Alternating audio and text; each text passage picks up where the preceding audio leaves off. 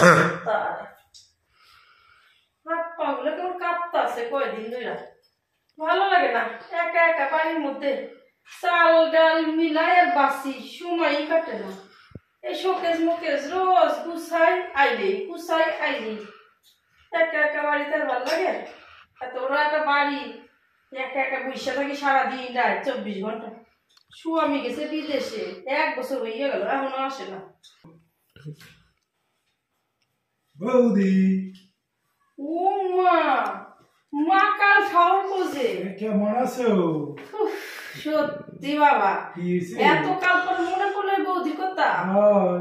আসো আসো আসো আসো, বসো, তামুক খাও, কান মইলা দি, বাড়ি যা।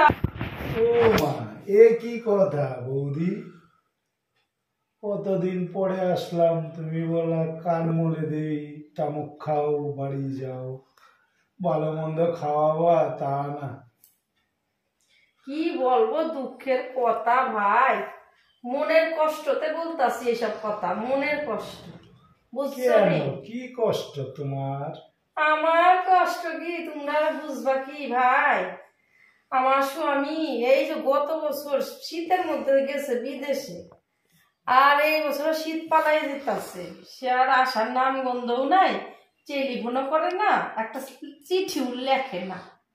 পিয়ন গুলো গুইরা গুইরা যায়, বলি ও দাদা আমার চিঠি আছে, আমার চিঠি আছে, নাই বোন নাই।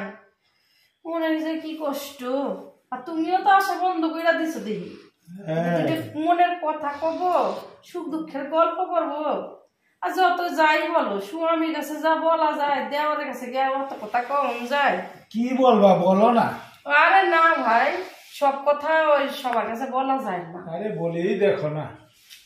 আরে বলে না মানুষ, তাহলে তো স্বামীর জায়গাটা দেওয়ারকে দিয়ে দিত।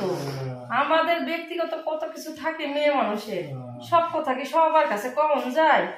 মনের কথা প্রাণের কথা সব স্বামীর কাছে বলন যায়।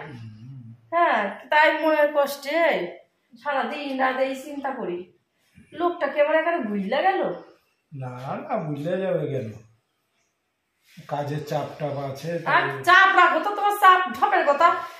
তোমরা মনে হয় পুরুষ মানুষরা এইরকমই বলো, সামনে থাকলে হুলু হুলু হুলু হুলু প্রেম, আর পেছনে যাই কুলু কুলু কুলু কুলু সব বন্ধ।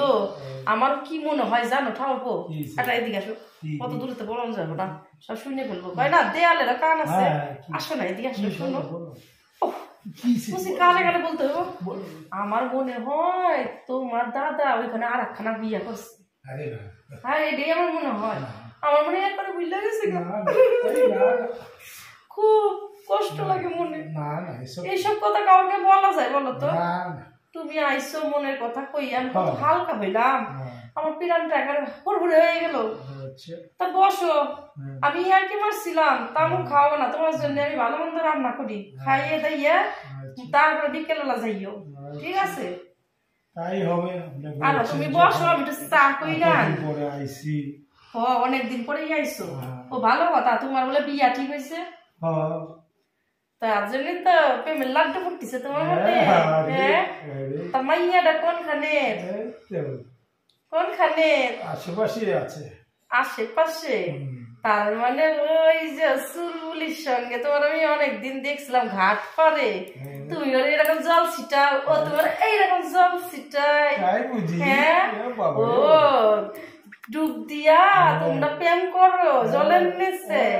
ওই দিন আমি ঠিক সন্দেহ করছিলাম, হ্যাঁ আমার চোখে লাগছিল তোমার করে ভাবসা।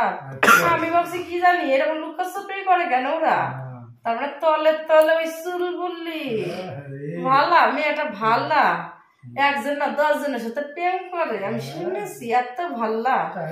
হ্যাঁ, সাবধানে পাও হইলো ভাই, বৌদি বলে বলতাছি, কিছু মনে করি না, যেটা করবা বুঝা শুনে করবা। হ্যাঁ, সেটাই বলতাছি।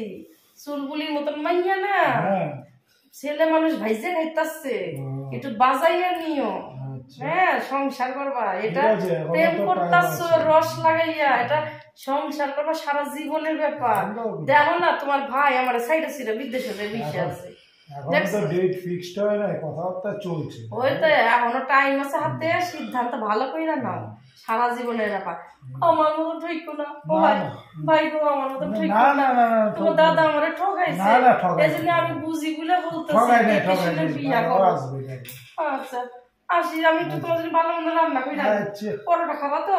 ঘি যা দিয়ে ভাজা, যা দিবা ঘি পরোটা দিয়ে রুটি পরোটা ভাজে দিয়ে আর আলু তুমি কইরা আরে দিই, বাবা রে। সকালে এটা দিয়ে খাও। ইস,